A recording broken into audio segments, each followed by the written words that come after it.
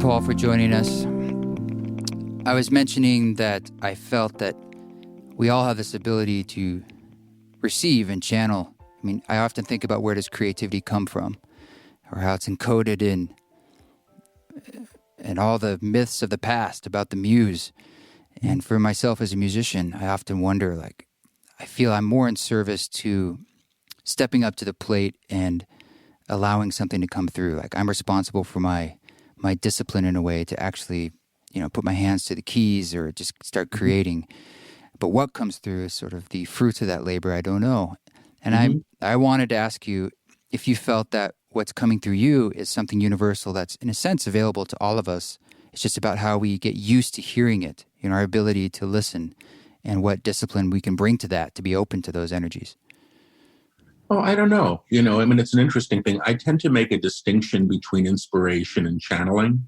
And inspiration is high-level stuff. But the difference with inspiration and channeling is when one is inspired, one is also, still crafting the work. So the musician knows what a chord is and knows a progression, perhaps, and, understands the instrument he plays. The distinction that I tend to make around channeling is that, it's stenography, truthfully. I don't get to go back and fix it or craft it or change it to suit my needs or the market's needs or any of those things. It doesn't happen that way for me. So when I'm reading, which is a psychic skill, I think I am tuning in more to that level that you're speaking to, where I can access information for other people from, a collective field. And when I'm channeling, I'm really in a different level of service. So I really do believe that we're all radios and we all have the capacity to tune into the higher strata, the higher levels that are there. But I don't know, truthfully, and I really don't know, that everybody's sort of built for channeling. I think that there's a sort of a level of wiring that happens at a certain point. I really feel that in some ways I was sort of restructured somehow to be able to do some of what I do. Right. But I do believe in the importance of inspiration. When I was a college teacher, and I was that for 25 years, there was a point that came about, 10 years before I stopped where I couldn't work with notes anymore. I just couldn't use a lecture note. And it just became about opening myself up. And that was inspired work. I was given things to share with people. I knew things that I couldn't know otherwise. But the distinction that I make from channeling is really when I'm channeling, it's like somebody is imprinting the vibration of the phrase or the word into me that then gets translated into a language that's shareable. And I think that the information in whatever form it takes is probably available to everybody at a higher level. Because I don't think I'm special to the information. I just sort of happen to be a handy or effective conduit for what seems to want to come through. So yeah, we all have capacity. But the illustration I always use is, I'm not a 6'4" athlete. I'm not going to play basketball. Somebody's built and trained for that skill set, And I think we all have different capacity and different ability, but I do think we all have the ability to move to our own knowing, which is our inspiration. Right. Do you feel that when you're channeling, it's going through the filter of your consciousness, in the way when we do hypnosis, essentially, it has to go through that literally the funnel of our brain and to come out as words in a sense. And first off, is that do you have that sense like there's a sort of a translation coming through your own human form? Yes and no. I mean, I think they're using my vocabulary, but what happens on occasion is they use words I don't know. In the newest book that's coming out, Alchemy, I was channeling at Esalen, and they kept saying a word, and I wouldn't repeat it because I didn't think it was a real word, or I certainly didn't know what it meant. What was the word? Do you remember? Penumbra, which is a word, and it was a perfect word for their lecture. And it's in the book. Paul is hearing a word. He's not saying it. We'll continue. And I footnoted it because after the lecture, I said the words penumbra, and everybody got on their phone. It's like the light that exists beyond the shadow. So, they have more capacity than I do. They know certainly more than I know. But they are working through me. And it's an odd relationship. So, I understand, for example, that Edward Casey, who was channeling in the early part of, the last century, was a Sunday school teacher. And his channeling was full of, these and thous, which was how he knew to speak. I don't know why, it comes through me the way that it does. But all I can really do is be present for how it comes through and do my very best to stay out of the way. I mean, you've seen me channel, so it's not terribly elegant to watch. It's clumsy. It's a mile a minute. Sometimes it comes so fast that I can barely speak the words as they come. And I feel, truthfully, that if this were to be coming through Paul the persona, I'd look great doing it. And it would come through elegantly and beautifully, and I'd look terrific doing it. But this is just what happens when I see people, and occasionally I do, because I don't follow other channels, and I have no opinion, truthfully. People do different kinds of things, but once in a while, I'll see scrolling through social media somebody who looks, terribly elegant doing what they're doing. And I go, boy, how does that happen? Because for me, it's a very physical experience. I mean, I'm running all this energy. My body's being used in a way that isn't entirely comfortable or convenient to me. And, what I've been told is my eyes often turn bright blue when I have dark eyes. I have hazel eyes. So it's a very strange thing. So that's how I understand it. The filter is Paul, and the guides address me and my stuff in this work. I think that there's no way that they can get around it because I interrupt the transmission so often with my questions. If they say something that's too far out there for me to wrap my brain around, or I contest, or makes me uncomfortable, I have been known to interrupt the transmission, and the guides will say, Paul is asking. In the books now, they actually seem to anticipate my interruptions. The books are the unedited transcripts of the channelings. I don't get to go back and change anything. Right. I think 3 words were altered in the last book. One of them I mispronounced, maybe one word that I mispronounced. The copy editor tried to change 2 words, and I put them back to what the guides had said. And that's what I do. If it comes out of my mouth this way, this is what it is. It's not about printing it up, which doesn't necessarily make for an easy read, but people need to remember that it's an oral teaching that's been transcribed and is now printed as a written text. So anyway, I don't know what I was saying. I know what I wanted to say, though. I do interrupt and I do question because, I don't write these books. My name's on the cover. So I feel a level of accountability to my integrity here, which means if I question something, I'm going to ask about it because that feels like the truthful thing to do. And I found that much of what I question, other people question too, and it's often a helpful interruption. Do you feel that yourself, I've heard you talk about, let's talk about the sense of worthiness. Mm-hmm. And people often feel that, I don't know, they're not up to snuff to be able to receive certain things or embody a certain energy for a friend or something I've got my own problems in a way. I'm not this perfect being. And you've spoken about this. You are transmitting these universal truths and messages of love and messages that maybe you wouldn't identify with. You could say look, I have my own things I'm dealing with too. Yeah. Is that an edge for you, or has it been? Have there been times where you just felt like, why you, or how can you hold, in a sense, some of the intensity of some of these truths? Yeah, absolutely. I mean, from the very beginning, and I started doing a little group that met in my apartment and met for 18 years when I was about 30 years old. So I'm 58 now. So it's a long time ago that I began doing this. I began doing this work because of the energy that was coming through when I was doing the work that was palpable to the whole room. And it was a way of sharing in this experience of frequency or energy or God or whatever you wanted to call it that was palpable, which made it very real. And it was important to me to do it with others because it verified the experience. The information that began coming through me early on was secondary. I was somewhat dismissive of it because who the hell was I, to be doing this? Now, what I understand over time, when I was 48, I think, it was 1998. So I quit smoking. I'd been a heavy smoker, much of my life. And my abilities had been there and quite well developed in my mid-30s. And then they sort of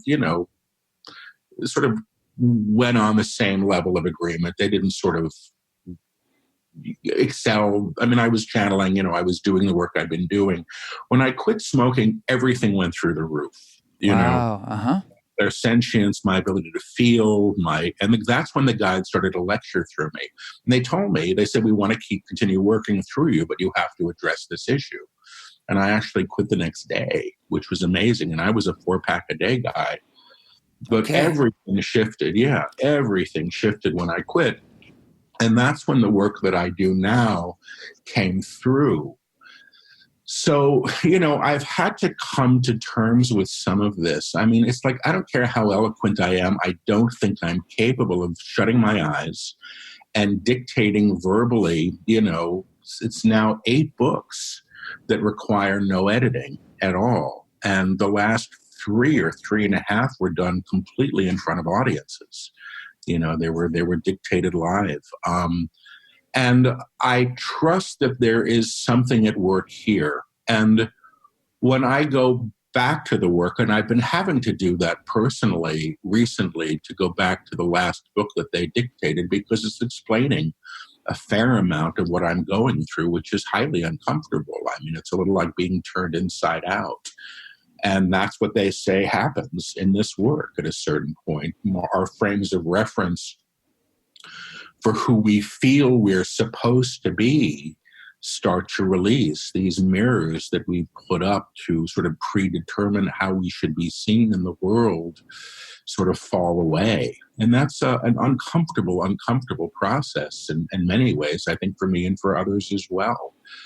So the worthiness issue, the guides actually took on in one of the books. It's called The Book of Knowing and Worth, which was the 3rd book they dictated. And it really does address our innate sense that we're not worthy of a relationship with Source. And the books that follow are really very much about that relationship and a level of embodiment in accord with that Source that they seem to be bringing us forward to. But it's a challenge, and it's a challenge culturally. We live in a world, I've been told by the guides, that, that if there is a God, it's something that's up there in a cloud and we're stuck here in the mud. And these guides say, God is the mud, and it's also your spinal cord, and it's also the sky, and it's what's birth and death, all things, not just the pretty things that you want to put a bow on and call spiritual. They say God is all things or nothing at all. And they talk about God as the infrastructure that, underscores all reality. It's the source of all things, not just the things we wish to be. Right. And that resonates with me. It makes a lot of sense. I mean, have they spoken at all to you in all these books and all this time, sort of about the bigger questions of why? Like, if God is all things, it just sort of is the existence of the matter and non-matter, just everything. Yeah. Why are we going through the experience of experiencing ourselves and so forth? I mean, it's big stuff, and I suspect they do talk about it probably, in all of the books. They talk about this is school. We've chosen this. We've chosen to come here and learn and to realize ourselves, which is to know who and what we truly are, which is of Source through these experiences that we claim, and through this collective field that we operate in. I mean, the collective field that we operate in, I understand from them, they call it an octave. And they say we're existing in a shared octave with high and low tones. this last week in a workshop, they called it a tapestry, that's being informed by the consciousness of everybody. We're all contributing to this idea of reality that we share. But the reality that we share, I understand, has been somewhat fraught with fear, and that we've given fear tremendous authority, even beyond what we know, to dictate what we're allowed and who we are and who others are. And they say that the action of fear is to claim more fear, and every choice we make in fear gets us more of the same. And every time we deny the divine in anyone or anything, we are putting ourselves in that darkness. What you damn, they say, damns you back. What you put in darkness, who you put in darkness calls you to that darkness. So their work with us seems to be about lifting us to a higher octave, which they say exists concurrently with the one that we're in. They say any song can be sung in, higher octaves up into infinity, beyond what the ears can hear. That doesn't mean it doesn't exist.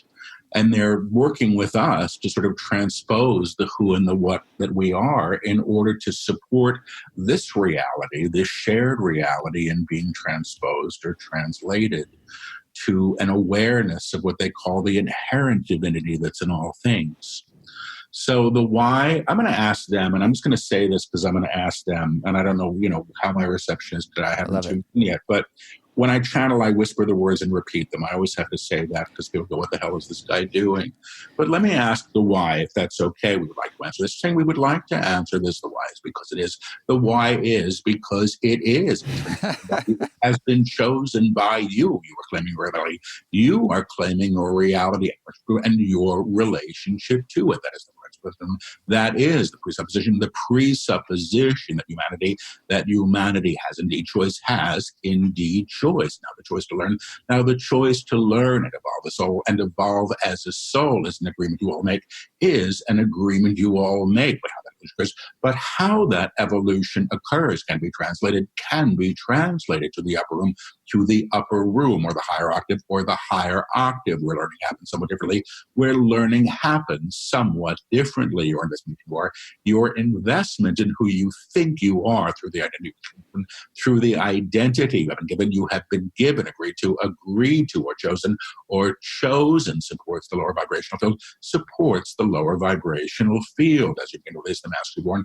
As you begin to release the mask that you've worn, you can lift and bring others with you, and bring others with you to a true awareness of the divine that's inherent in you, of the divine that is inherent in you and all humanity, and in all humanity, period. And they're saying period. So I guess because it is was the answer, which is the perfect Zen answer. It's like, it is because it is. Yeah. I love that. And obviously, when you talk about octaves of consciousness, that resonates with me deeply, because I often look at all of this through the metaphor of music, and I feel like sound is one of the substrates of existence that really does literally explain a lot of what we're going through. When you think about overtones, like every tone creates these essentially other tones that are harmonics of that tone, and they just exist, and they go on for infinity, right? We just can't hear them. And they're all in these sort of relationships of fifths and octaves and so forth. And you look at a piano and it has these octaves to it, but our consciousness, you could say, is within 4 of those octaves maybe. And then what's beyond that, it exists, but there's a boundary condition. And maybe that boundary condition is like duality in a way.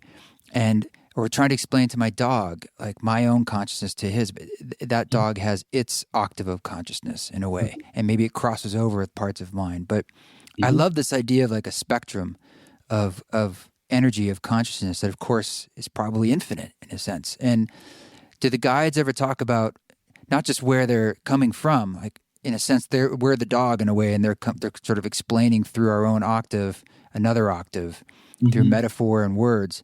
But were they human at one time, or were they in another octave? So they sort of, is that sort of our destiny?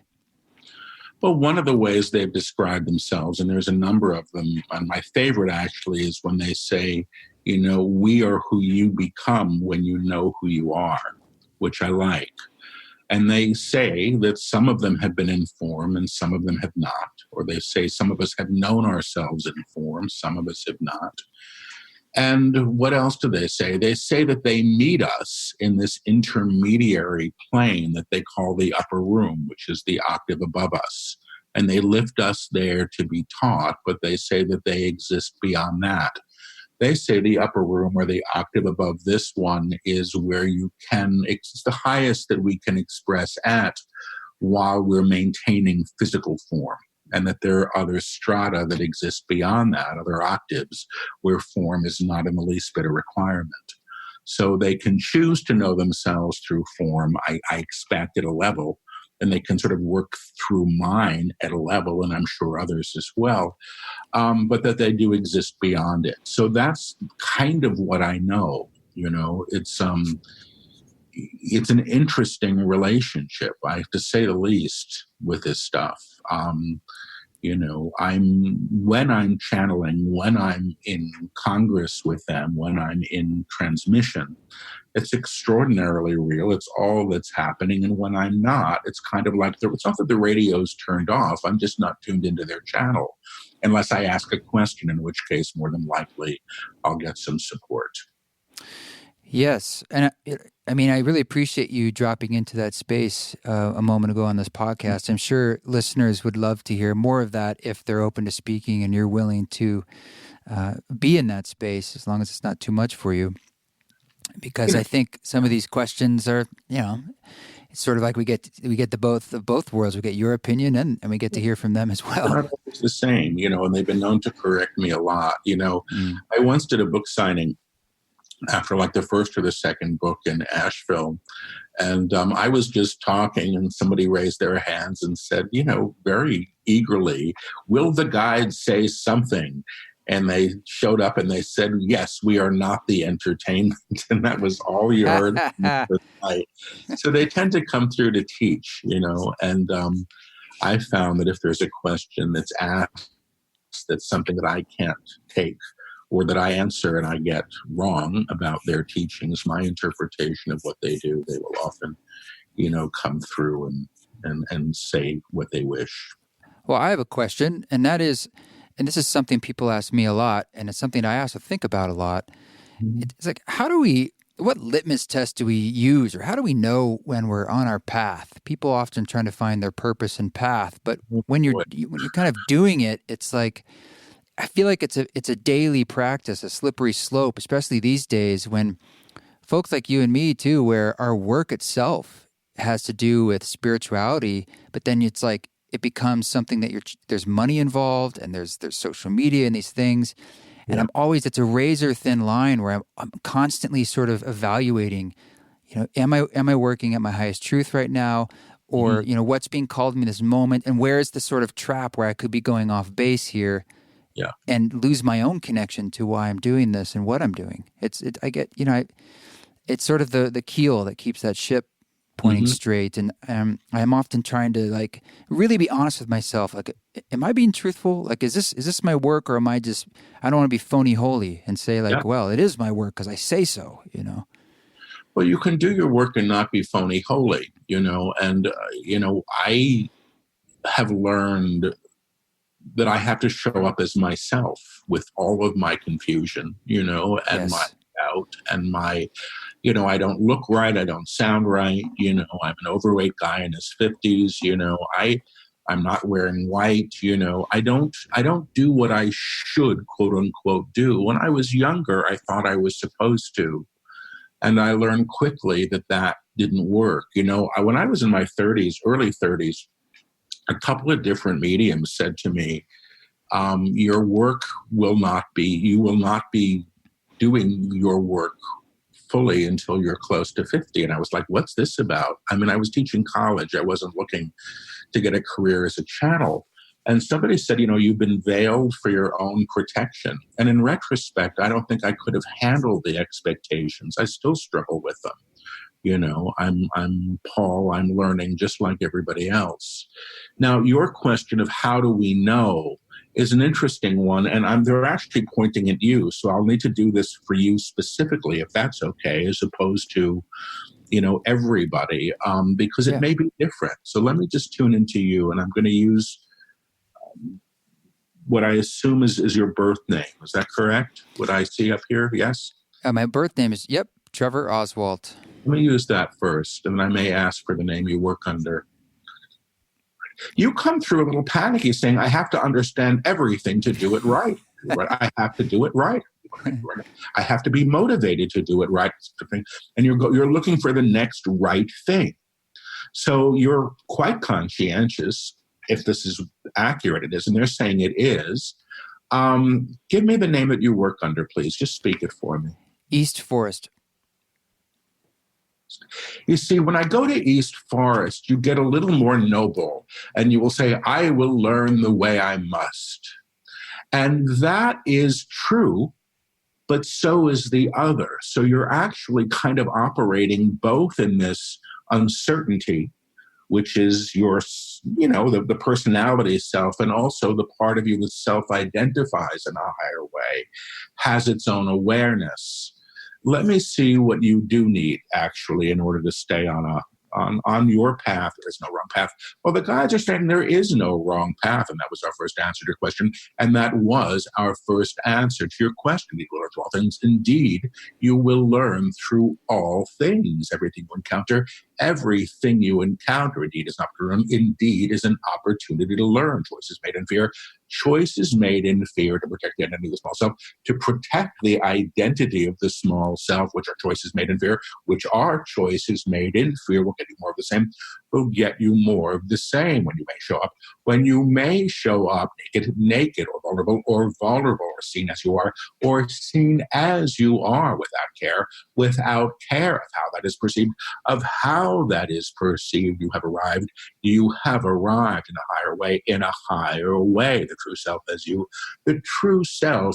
you does not care how he is seen, does not care how he is seen, how he is exposed, what he looks like to others, what he looks like to others. Those are the masks the small self wears.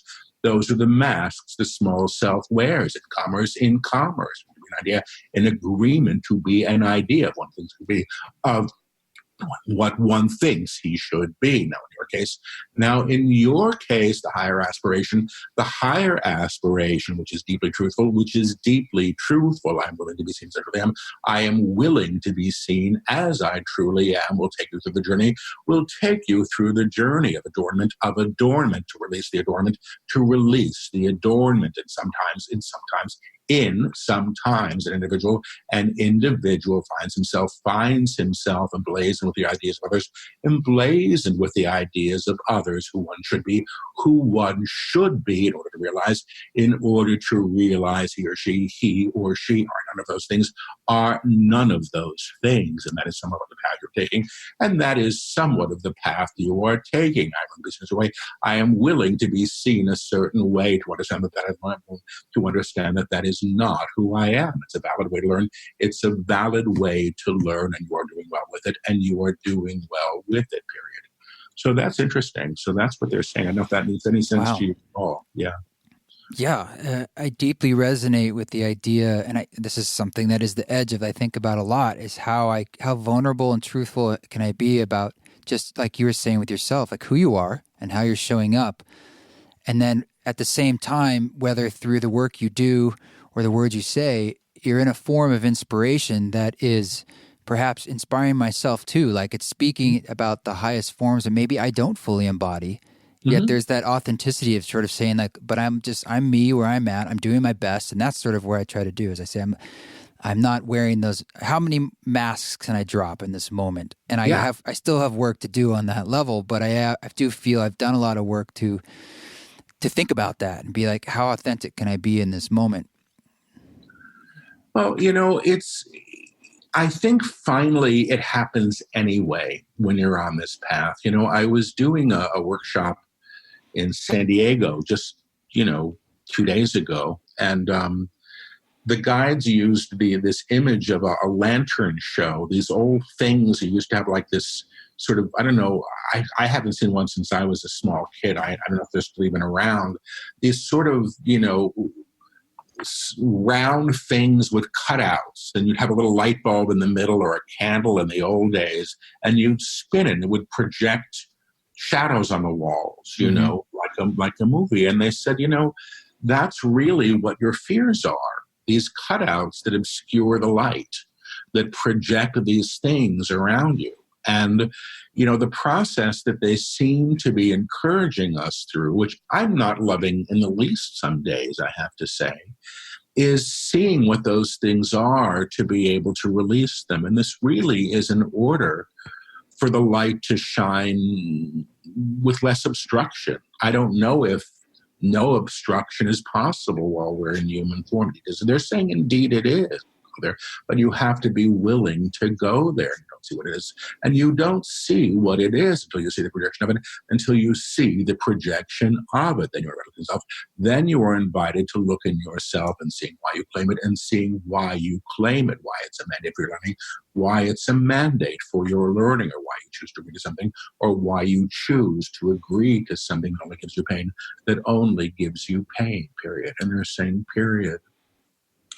So I guess, what this means is we get to encounter our stuff. That's part of being alive. I mean, this thing, that we're going to learn through everything we go through, I find helpful and not always comforting. I want to learn in the comfort of my choices, and I wish, truthfully, that my path had been, I'll give you this. This is an anecdote from when I was just starting out. I was in my 20s, and somebody else started a little healing group. And they did some meditation where everybody had to go, you had to meditate and see your path unfold before you. And what did your path look like? And everybody was going around saying, oh, the flowers are blooming as I walk past them, and the butterflies are. And what I saw was like climbing up the mountain to the witch's castle in the Wizard of Oz, like with a pickaxe and bloody feet. And I was in such a rush to get up there, but I also believe that I thought it had to be hard. I was coming from, a tough place. I'd stopped drinking. I didn't have any money. Things were not easy. It was hard to go to a meditation group, with a bunch of people when you had holes in your socks. I remember those days, right. And it was a challenging time for me. But I don't feel that I have that investment in the difficulty anymore. But I don't know that this kind of growth is necessarily convenient to the personality who wants it to look a certain way. I mean, I read for people sometimes and they say, well, I have a great spiritual life, but what about my business life? How do I, they're the same thing. Same thing. Yeah. Yeah. You talked about, in a sense, it sounded like fear was a litmus test in a way. And when you said that, I was thinking, well, then is risk the anecdote? Or the antidote? It's interesting. I hear yes, showing up anyway. Showing up anyway is part of it. But I get that knowing that there's nothing to fear is the big lesson. I'm not there yet, but it's the big lesson. They're saying it is the big lesson. That fear is the liar. That fear is the liar. Fear is the provocateur. When you move beyond it, it loses its power. It loses its power. Well, then clearly, for the sake of us being incarnate, fear is the golden juice, because that's the thing we use as the grist for the mill to overcome. Otherwise, there's no point in being here. What do they say and what we do with the fear that inevitably comes up? A big head shake no about the grist for the mill. I think fear, this is what they've said about it before, and maybe I'll say it wrong and they'll correct. But what they've said is, fear is a teacher. You can learn not to pick up the hot frying pan without, a glove or a pot holder. You can learn by burning your hand, but you don't have to. There are other ways you can learn. Mm-hmm. And so fear is a teacher, but it's not a high teacher. Fear teaches us that we shouldn't trust people, that we should build walls to separate people from us, that we should be frightened of those people over there who do these things, pray that way, believe in these things. I mean, fear is all about separation, as I understand it, The guides have said,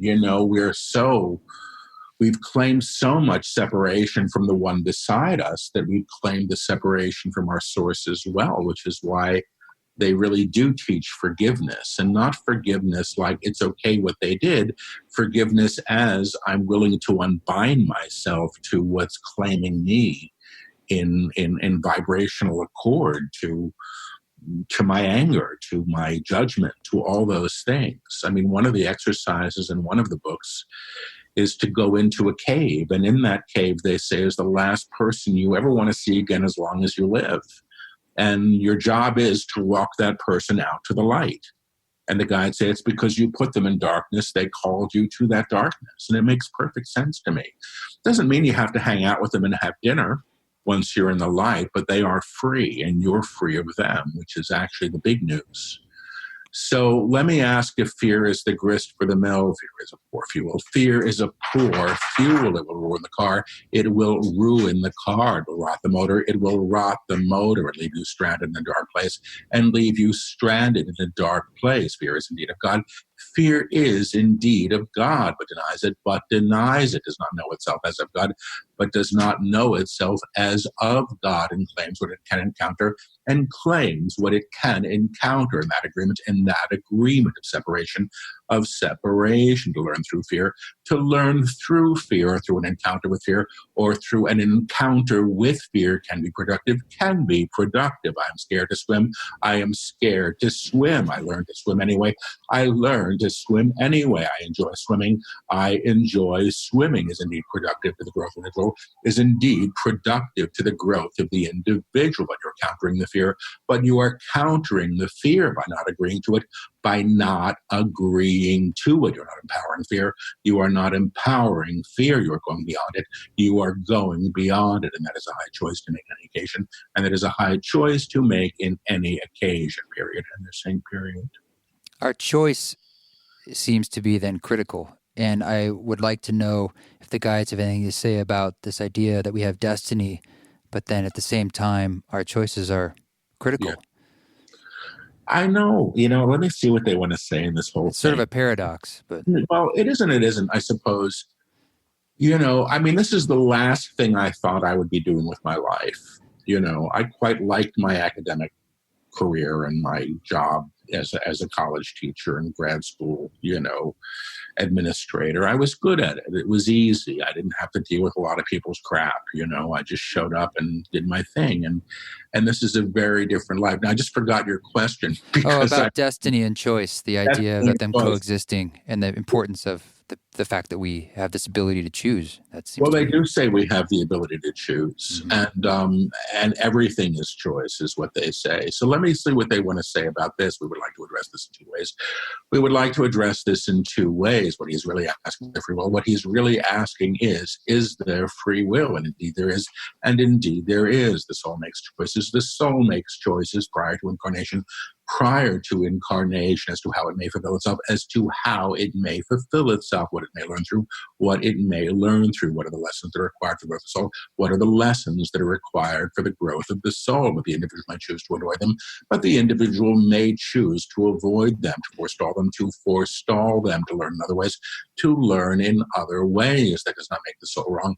That does not make the soul wrong, the individual wrong either. The individual wrong either. It means opportunities are presented. It means opportunities are presented and always met in a high way, and not always met in a high way. The idea of free will simply is about alignment, and indoctrination in some ways, and indoctrination in some ways. You've been taught what to choose. You have been taught what to choose through an indoctrinated system, that you know of his history, This is what a good man does. This is what a good man does. This is what a beautiful woman looks like. This is who you should aspire to be. This is who you should aspire to be. Again, indoctrination. And indoctrination through collective knowing and past agreements, you claim in the present moment, that you claim in the present moment. When you move beyond the collective, When you move beyond the collective and the offering we offer you here, and the offering we offer you here is the claim I am free, I'm free, is the claim I am free, I am free, I am free. When you lift beyond the agreement of the old, when you lift beyond the agreement of the old, how you choose is very different. How you choose is very different because you're not seeking to support the approval, because you're not seeking to support the approval of the old, or the collective, or the collective, or the idea of self, or the idea of self that seeks to benefit from the authority of others, from the authority of others. He asked for an example. Well, if I'm a good man, if I am in a good man, I will be in a helping profession. I will be in a helping profession. I will do good work. I will do good work. This is an idea of self. This is an idea of self. You may choose a healing profession. You may choose a healing profession, a helping profession. Do what you wish. You may do what you wish, but your truest gift may be other than what you think, may be other than what you think, and how you will best serve the populace, and how you will best serve the populace. The populace may be through other, maybe through something entirely other. The mandate of history. The mandate of history is what you thought was, and seek to bring into the present, claim a future through, and claim a future through. That is only one way to learn. There are higher ways to choose. Say this yes. So they're saying, say this yes. So the simple choice seems to be am I choosing in fear? And if I'm choosing, the guides say it this way, they say there's nothing wrong with the house on the hill. Somebody gets to live there. But why do you want it? And if you want it so that you can be the envy of your neighbors, or to make your brother jealous of you, or to prove to your parents that you're not a failure, you're creating in fear. There's nothing wrong with having a place to live in that supports your needs. But why do we choose what we choose? And that's, I think, one of the simple questions we can ask ourselves at any given time. Do we have destiny? Yes, at the soul level. I hear yes at the soul level, but it's met different ways, but it's met in different ways. That's what I get. Destiny is meant in different ways? Met. Oh, met. In different ways. Oh, wow, that's something to chew on. I guess I haven't heard it before. We've said it before, but you haven't heard it. They're saying to me, well, we've said it before, but you haven't heard it. Imagine that you come into a life seeking to release the self of fear of others, seeking to release the self of fear of others. You claim all the fear you can. You claim all the fear you can to move beyond the fear of others, to move beyond the fear of others. The opportunities present themselves. We decide to stay fearful, but you decide to stay fearful. You'll get the lesson again. You will get the lesson again. The one who says, I'm no longer afraid. The one who says, I am no longer afraid, lifts beyond the fear that she's held, lifts beyond the fear that she's held, supports everybody else in doing the same, supports everybody else in doing the same, and no longer exists in her energetic field. It no longer exists in her energetic field. She can support others in liberation as well. She can support others in liberation as well through nature of her being, her expression, her vibratory field, which is fearless, period. You're saying period. It's beautiful. Yeah, it's in some ways, when things are said twice like that, it's your brain's trying to play catch up. Yeah. And I could imagine when it's read on the page, it's a different, I know it's a different experience because it's different form of processing, but I can't imagine what that feels like coming through you at that kind of speed. Is it heard for you as like auditory in your head, or is it more just sort of this force of just, this is the information, it's just coming out? It's just coming out. I mean, it's not like a voice. It's not like somebody's yelling in my ear. Thank God. What it's like is, that's a form of clairaudience. I don't have that when I hear ghosts. People get that with ghosty stuff. What it is for me is, it's like a thought that pronounces itself at the cost of all other thoughts. It's like it just pushes to the frontal lobe and goes bang. And it's not what I'm thinking, or what I would choose, or what I would prefer. It's usually not what I would prefer. But it comes with a consistency, and again, at the cost. It's, like you have, this is how I used to describe it, like you have that just buzz of thoughts that's always going on in the background, that kind of white noise and stuff. It's like something that interrupts all of that. When I was first opening up as a clairaudient, I was volunteering, doing energy healing at a center for people mostly who were dying of AIDS. It was the height of the AIDS epidemic in New York City, and there were these pop-ups, these sort of alternative centers that were, opening. This was one that Marianne Williamson had started called the Manhattan Center for Living. And I found that when I had my hands on people's bodies, I started to hear things. So I just got my hand on your chest, and all of a sudden I hear Friedrich. And I don't know if Friedrich, and it's not a normal name to hear, but I learned to say, who's Friedrich? And you might say, my father, my lover, my son, my dog, the teacher who told me I was an idiot, would never amount to anything, and then all of this energy would move. And as it would get confirmed, I began to trust the reception, which is how I began to tune in more to the station. And that was the original station. When I read psychically, like when I tuned into you before, I was actually hearing aspects of you. When I'm channeling guides, I'm tuning. You're the station I'm playing, and then I tuned to the guides, and they came in and talked to you. So it's a coordinate. Some psychics might work with a pocket watch or a photograph. It's psychometry. I work with a name. So when my radio's tuned into you, or say if you were having issues with your partner, I can tune into your partner and sort of hear back and forth what people are really needing. I consider that more psychic work. When I go to the guides, I'm tuned into them, and they're the broadcasts that are coming through. And truthfully, they're teachers. They don't care. I haven't noticed that they care if I ever get a date, or if I don't know where I'm supposed to move to. You would think with this ability I would know, but it's like, I want to get out of New York. I don't know where to go. And I'm assuming when I know, I will know. And that's what the guides say. When you know something, truly know it.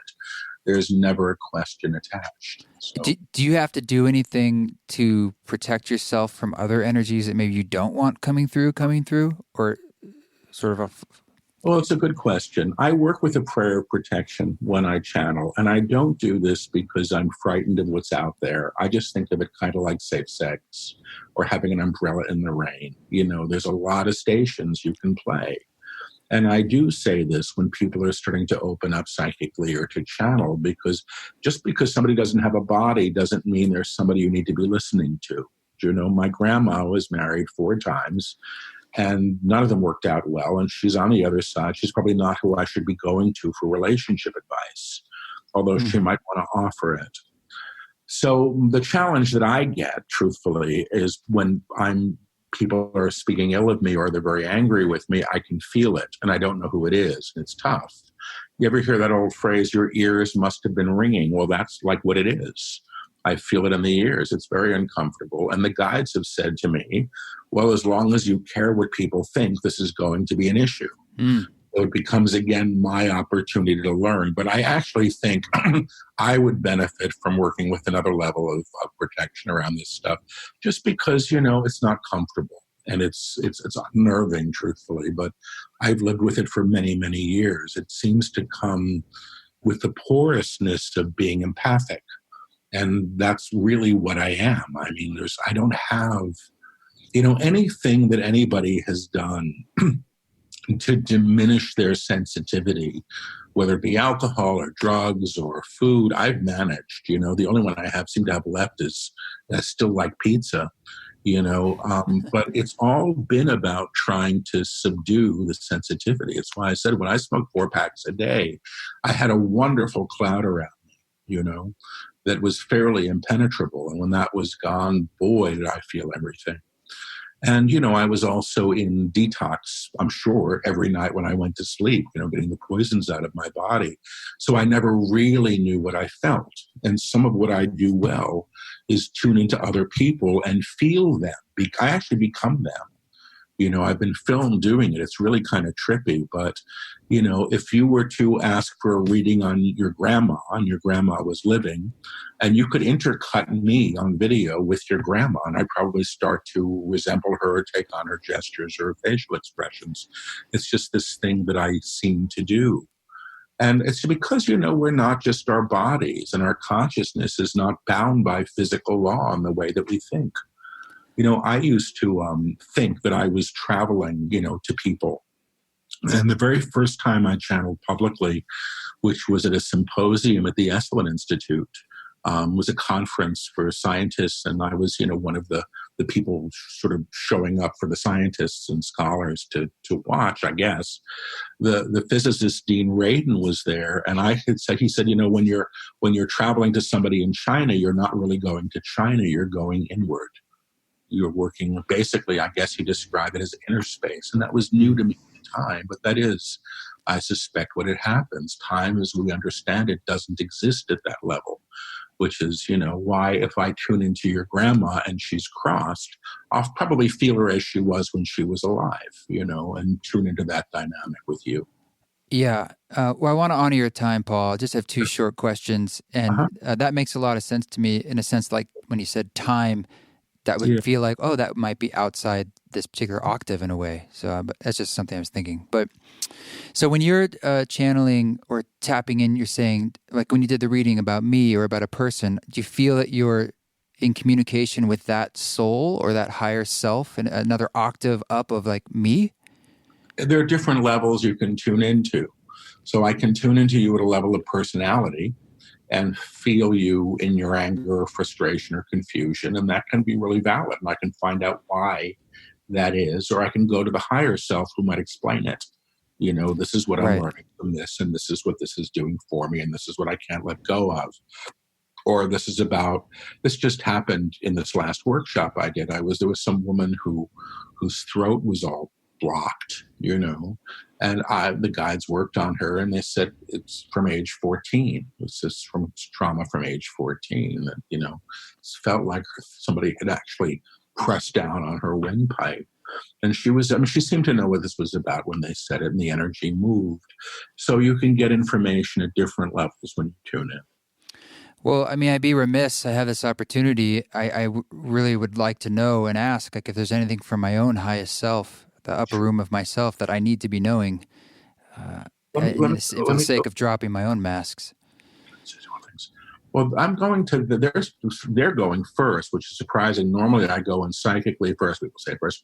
They're saying we will say it first. He is understanding himself. He is understanding himself through what his thinking is. So through what his thinking is still, that's a step. That's a step. He needs to transition home, but he needs to transition to knowing he's in the process of this. And he's in the process of doing this. When you know you're not thinking, when you know you're not thinking, you're simply being. You are simply being in an agreement to know, and in agreement to know. Agreement means vibrational accord. Agreement means vibrational accord. This will support him well. This will support him well. So anything else? He needs to understand that he's learning through this. He need not be the expert. He need not be the expert to learn. He is a fine student. He is a fine student, which makes for a fine teacher, which makes for a fine teacher. But the humility that's required, of the teacher is more important than the expertise he holds, And by humility, we mean the awareness of what is not known, the awareness of what is not known, what cannot be confirmed. What cannot be confirmed. This aligns you to potential. This aligns you to potential, to the learning that will come, to the learning that is still to come. And you would be remiss if you closed the book. If you closed the book and decided you knew everything in it, and you decided that you knew everything in it. This is true for all who teach. This is true for all who teach. Stay humble, not only to your subject, but whatever else wishes to come through to you, but whatever else wishes to come through to you. Now you may. And they're saying to me, now I may. So I'm going to tune into you and see what you want to tell me, which is a little different. Okay, that was from them. You come through saying, again, with this sort of a little bit of anxiety, eagerness, and you come through saying, I need to understand that I'm not in charge of everything. And that's still a little bit of a jaw drop for you. Whenever I get the jaw drop, that's like there's nothing else. That's the big answer. Like, I don't have to know everything. I don't have to be in charge of everything. I get to learn anyway. I guess this is reinforcing what they just said, accurate, yes. And they're saying accurate, yes, but it's where he sits.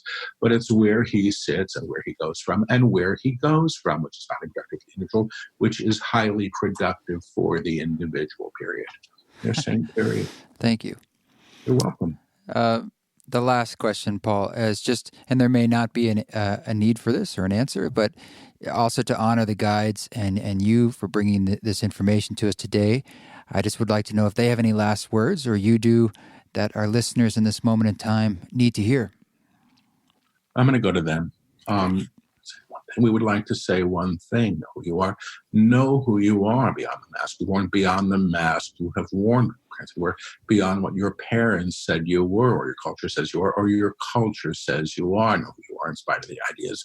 Know who you are in spite of the ideas that you've acclimated to, that you have acclimated to. Know the divine as you. Know the divine as you is present now, is as present now as it can ever be, as it can ever be. And if you wish, you may say these words. And if you wish, you may say these words. I know who I am in truth. I know what I am in truth. I know how I serve in truth. I am free, I am free, I am free. And you're saying period. Amen. That's beautiful. The invocation. Mm-hmm. Well, Paul, it's been an honor.